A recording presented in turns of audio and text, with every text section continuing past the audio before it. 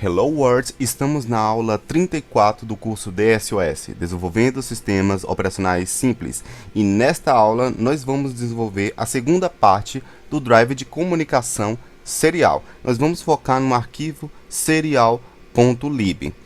Então, se você não se inscreveu no canal, se inscreva para ficar atualizado das novas aulas e deixa o like aí para me ajudar a gente sempre melhorar este canal, ok? Então nós vamos começar.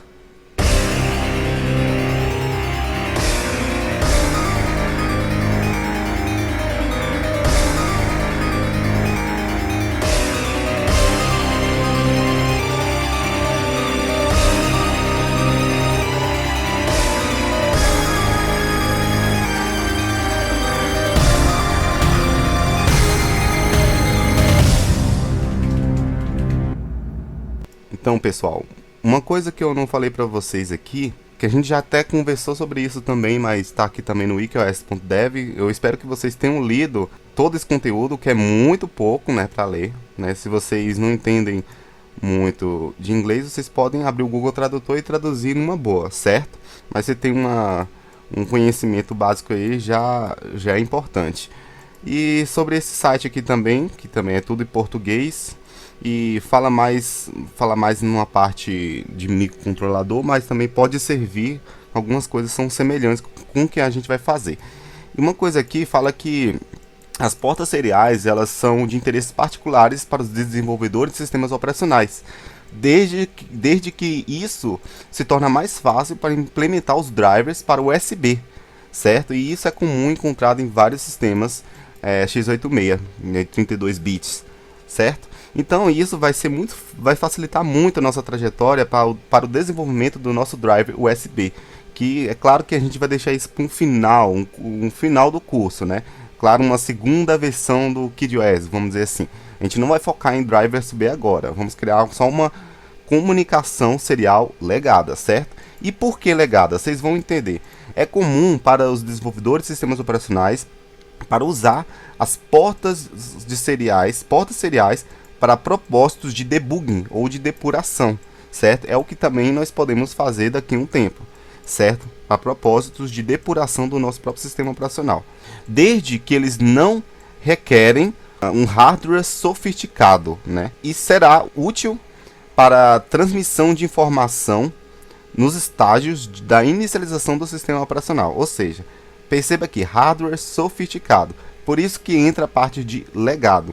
Então, se você tem um hardware muito foda, algo como um PC gamer, está tentando desenvolver esse sistema, eu creio que talvez pode não dar certo, porque as configurações de setup, né, do hardware, tanto da BIOS como várias outras coisas, ou GOP driver, tudo é diferente. Então, eu indico que vocês utilizem um computador assim mediano para poder fazer esse curso. Né? Não um computador muito bom, porque certas coisas aí não pode funcionar. Especificamente essa porta serial legada, entende? Então, a comunicação legada, como Legacy Communications, como vocês estão vendo aqui. Então, assim, vocês podem utilizar uma máquina aí, não tão ruim, mas também não tão boa, para poder desenvolver esse sistema e tudo agir de acordo com o planejado, certo? Ok. Beleza, então a gente vai começar a desenvolver o nosso sistema aqui, ok? E eu vou até deixar aqui esse link aberto aqui, ó, do Lab Processadores, né, programação. E vamos primeiro aqui vamos definir 4 pré-definições aqui. Serial com 1, certo? Aqui vamos criar isso aqui, ó. Ok? Vamos deixar definido essas variáveis aqui, certo? Serial com 1 será 0x 3F8, certo? Serial com 2 será 0x 3 2F8, né? A porta I/O. Serial com 3 será 0x com a porta 3E8, e serial com 4 será 0x2 8, certo? A gente vai utilizar especificamente essa porta serial com 4, certo? Que para mim é a porta USB mais próxima aqui é a mais próxima aqui que eu vou utilizar.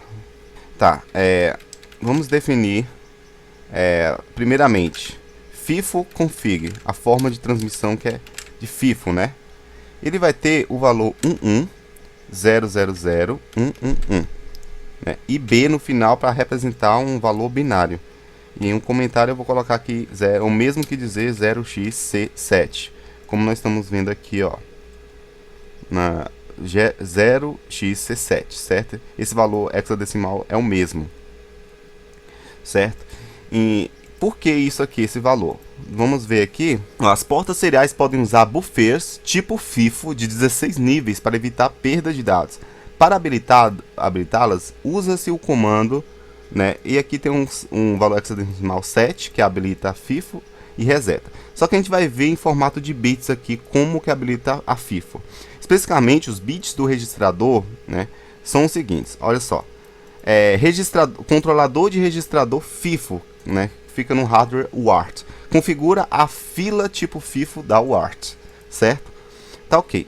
Começando pelo bit 0, se a bit 0 estiver setada, habilita a FIFO. Deve ser 1 para que a FIFO funcione. Vamos ver aqui. Tá, o primeiro bit, que é o bit 0, ele é 1. Então ele já habilita a FIFO aqui, certo? Bit 1 inicializa a FIFO de recebimento. Bit 1 está acertado, é 1. Então ele vai inicializar a FIFO de recebimento. Bit 2 inicializa a FIFO de transmissão. Bit 2 é 1, está setado. Então ele inicializa a FIFO de transmissão, certo? Bit 5, 3, 4 e 5 não são usados, sempre 0. Ó, 3, 4, 5, é tudo 0. Eles não são usados, beleza? Não precisa se preocupar com isso. Ok. Já o bit 6 e o bit 7, certo? O bit 6 e o bit 7, esses bits controlam o nível de enchimento da FIFO, que causa o disparo de uma interrupção, certo? Então, a FIFO, quando ela enche, vai ser controlada quando causar o disparo de interrupção. Então, ela vai ser limpada, certo? Ela vai ser limpada, como a gente vê aqui, ó. Habilita a FIFO, limpa eles com 14 bytes de preenchimento, certo? Então aqui, quando 14 bytes é preenchido, ela é limpada. Só que é o seguinte, 6 e 7. O valor 00 dispara com 1 caractere. O valor 01 dispara com 4 caracteres. O valor 10 dispara com 8 caracteres. E o valor 11 dispara com 14 caracteres. Então esses dois bits, o bit 6 e o bit 7, eles agem mutualmente, eles agem simultaneamente. Então, 11 nós estamos usando aqui 11, o valor 11, certo? No final. Então aqui nós vamos usar o 11 para disparar com 14 caracteres, certo? Ok. Então aqui nós temos o nosso valor em binário de bit por bit que dá o valor C7. Beleza? Então, vamos lá. Agora nós vamos configurar a taxa de transmissão, que é o baud rate, certo? Baud rate. Se vocês leram o artigo lá, vocês devem ter entendido sobre essa taxa de transmissão. Ok. Primeiro vamos colocar aqui o valor 60, certo? Vamos até criar aqui a outra definição, pré-definição, divisor, que eu vou colocar o valor de 1. Vocês vão entender por quê. Poderia ser 3, né? Mas eu vou colocar 1. Igual aqui na porta serial. Fala aqui, ó. Seta o divisor para 3, certo? Mas eu vou colocar 1, vocês vão entender o porquê. Vamos lá. Se vocês pegar o baud rate, o valor do baud rate, né? E multiplicar pelo divisor, vai ser igual a taxa de transmissão. Taxa de transmissão de comunicação da porta serial, certo? Então, se vocês pegar esse valor em decimal, certo? Multiplicar por 1, ele vai dar o valor de transmissão. Aqui vai dar o valor 96. Se você acrescentar 2 zeros, vai ser 9.600. Então, a nossa taxa de transmissão vai ser 9.600. Porque nós vamos configurar essa taxa de transmissão no Arduino, certo? Na IDE Arduino, nós vamos colocar a taxa de transmissão. Mas se vocês colocar aqui, por exemplo, 80, certo? E colocar o valor 3 aqui, e vocês multiplicar aqui, né? 80 vezes 3 vai ser igual a 300 38.188.84. Se você acrescentar 2 zeros, né, claro que tem uma fórmula para chegar a esse valor 38.400. 38.400 vai ser a taxa seria a taxa de transmissão e teria que ser configurado também na IDE Arduino, certo? Para carregar o código na placa. Então, primeiramente, nós vamos colocar aqui 60 e o valor 1, certo? Vai ser equivalente a 9.600. Então, vou até colocar aqui 9.600, que é o baud rate, a taxa de transmissão da comunicação. É a velocidade de comunicação, certo? Ok. A nossa segunda etapa aqui é definir a paridade. Eu vou colocar aqui no parity, nenhuma paridade.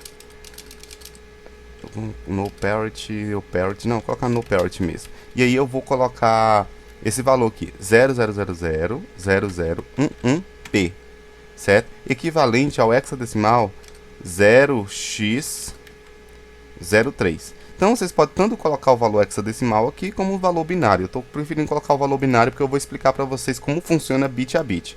No parity, tá? Como funciona a paridade? Vamos lá.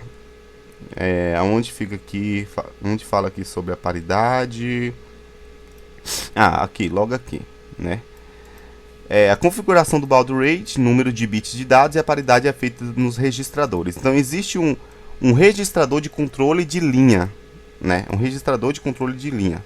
Assim como tem o registrador de controle da FIFO, também tem um controle de linha. E vocês lembram lá no outro site que eu enviei para vocês, do software serial, que existe uma linha de dados que envia bit por bit, certo?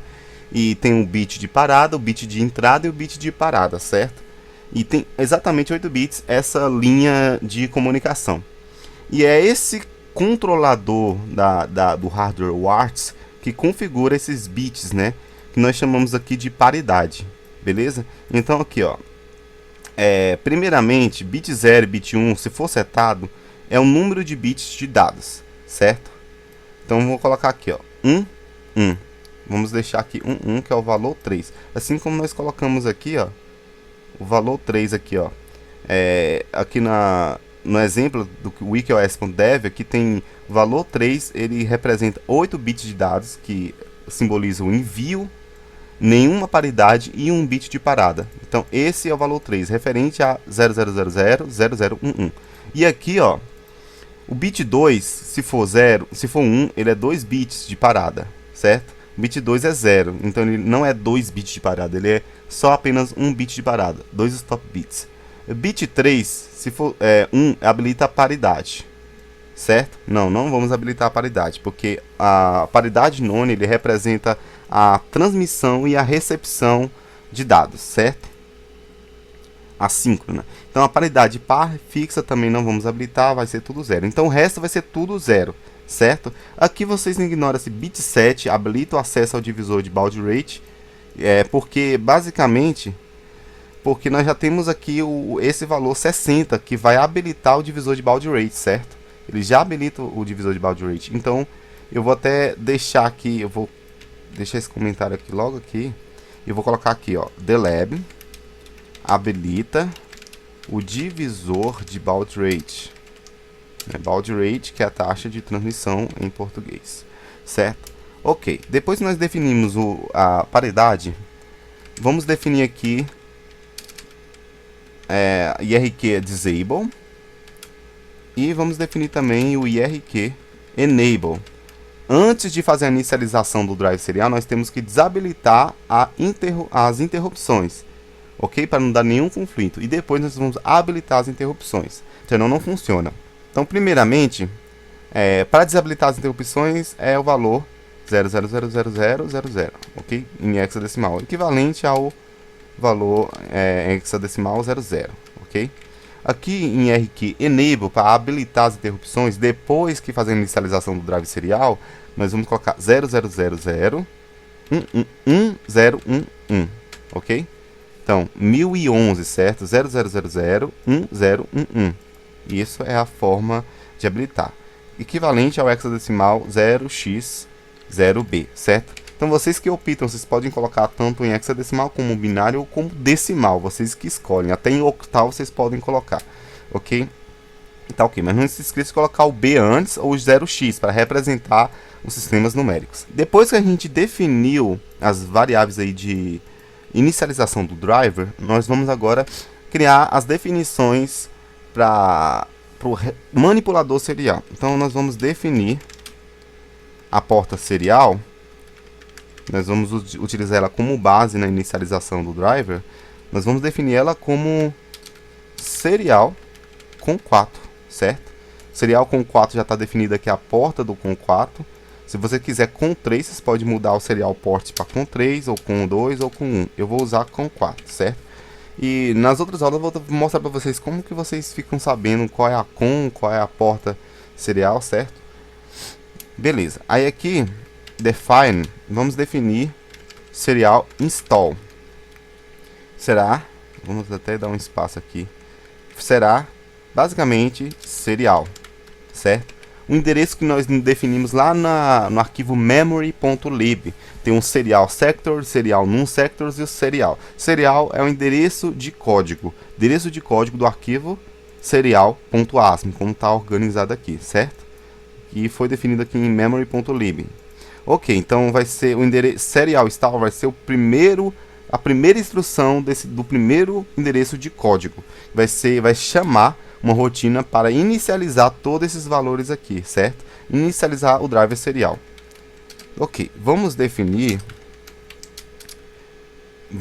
aqui o serial handler.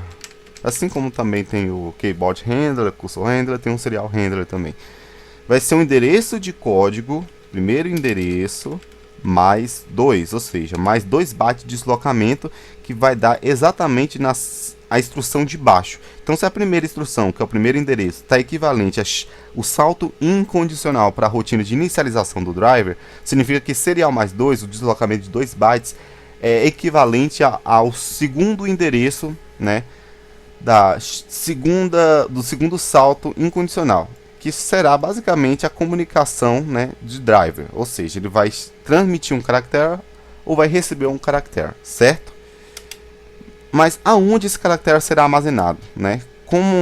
Qual vai ser o endereço de memória que nós vamos armazenar esse caractere para ser enviado ou para ser recebido? Vai ser o serial data, né? Os dados seriais, db0. Vai ter um tamanho de byte, né? E vai começar com 0. É aqui que nós vamos armazenar os caracteres escritos na porta serial ou os caracteres recebidos da porta serial. E aí nós podemos manipular e controlar esse caractere através desse endereço, serial data. E aí o stop read, que vai ser muito necessário também, vai ter o mesmo tamanho de bytes, que é db0. Stop read é para a leitura, ou seja, a gente não vai ficar...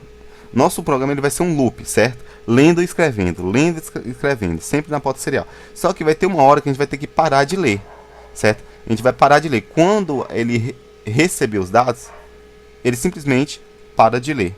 Então, esse stop read vai ser o controlador do estado da leitura. Ok. E logo abaixo aqui nós vamos criar a macro serial driver load com 0 argumentos, certo? Beleza. E aqui nós vamos fazer basicamente igual às outras macros que nós criamos lá no keyboard, certo? Vamos mover para o byte sector. Qual o valor? O valor de serial sector, que está definido em memory.lib. O setor do drive serial é identificado pelo otimizador de montagem, certo? Vamos mover para o byte drive, que sempre será 80, ok? Nosso pendrive. Vamos mover para o byte num sectors. A quantidade de setores vai ficar definida em serial num sectors, né? Também definido em memory.lib. Vamos mover para o words segment addr, o valor 0x800, que é nosso segmento de código. E vamos mover para o words offset addr, o endereço de código serial do arquivo serial.asm, certo? Depois que nós definimos os parâmetros aqui da leitura em disco, certo? Então nós vamos chamar a rotina read disk para processar esses parâmetros, executar a interrupção 13 e ler do disco carregando na memória nesse endereço, serial, onde a serial.asm está organizado aqui, ó, nesse endereço, serial, certo? Ok, então, agora em serial.asm, né, nós vamos pré-incluir aqui, mas primeiramente, vamos incluir aqui, primeiramente em hardware. Na pasta hardware, vamos incluir o iodevice.lib. Nossas rotinas de I/O para fazer a comunicação com os controladores, assim como nós utilizamos no drive de teclado. Vamos incluir da pasta hardware o arquivo serial.lib, certo? Nós acabamos de criar aqui. Vamos incluir também da pasta hardware o arquivo keyboards.lib, porque tem uma definição que nós vamos utilizar do teclado, né? E vamos incluir da pasta hardware, por fim, o arquivo fontswriter.lib. E aí, aqui, ó, logo acima, eu já vou saltar aqui para init serial e saltar para serial main, certo? Duas rotinas aqui, init serial, vamos dar um hat aqui, e serial main, e vamos dar um hat, certo? Eu vou até colocar esse serial main logo acima. A gente vai inicializar o serial primeiramente, ok? Que vai ser chamado por serial install aqui. E só depois o serial handler, certo? Primeiramente, eu tinha feito na API win3dmov.lib a chamada do código serial, da comunicação serial, sempre em loop de repetição, assim como o keyboard handler, que é chamado lá na rotina window movements, né? Só que dessa vez eu andei pensando, e vocês lembram que quando a gente inicializou a máquina virtual sem estar plugado a placa Arduino, dava erro na máquina serial, ou seja, na máquina virtual, ou seja, ele não lia o driver serial, ele só executava quando tinha alguma coisa conectada. Mas eu quero inicializar esse driver serial só quando eu tiver pressionar uma tecla, por exemplo, para se conectar com a porta serial e depois receber e enviar dados, certo? Então eu vou fazer de uma maneira diferente depois. Na próxima aula, depois que a gente desenvolver aqui o driver serial em serial.asm, nós vamos manipular a win3dmov.lib, colocando alguma tecla, como por exemplo F2, F3. F2 ele basicamente inicializa o drive serial, e F3 ele envia ou recebe um caractere, certo? Então vou fazer dessa forma para ficar muito mais fácil e não dá nenhum problema quando a gente inicializar nosso sistema operacional, certo? Então, primeiramente eu vou aqui até montar para ver se tem algum problema, algum erro. Ali montou tudo direitinho, certo? Olha só, nosso drive serial ele tá no setor 20,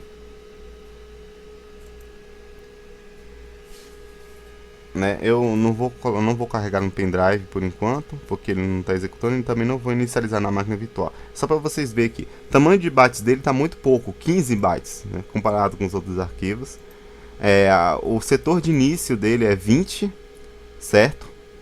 12 mais 8 aqui do setor do sistema de escrita dá exatamente o próximo setor disponível, que é 20, onde está o driver serial. Quantidade de setores 1, por enquanto, né, 15, não ultrapassou nem 15, 12 bytes. O endereço de memória dele, que ele começa, o offset, é 212D, né? E termina no endereço 213C, certo? Muito pouco ainda. Ok? Então, se a gente entrar aqui na pasta driver, nós temos aqui keyboards.sys e serial.sys, dois drives, mas o drive ainda não está completo. Então a gente vai terminar ele na próxima aula, para depois na outra aula a gente vai manipular o win3dmov.lib para chamar a comunicação serial, certo? Então, espero que vocês tenham gostado da aula. Se gostou, deixa um like nesse vídeo para me ajudar e se inscreva no canal se não é inscrito, para ficar sempre atualizado aí de novas aulas e poder terminar esse sistema operacional que no final eu estou muito ansioso para ver como será o final, mas ainda vai faltar muita coisa ainda, certo? Então, galera, vejo vocês na próxima aula. Falou!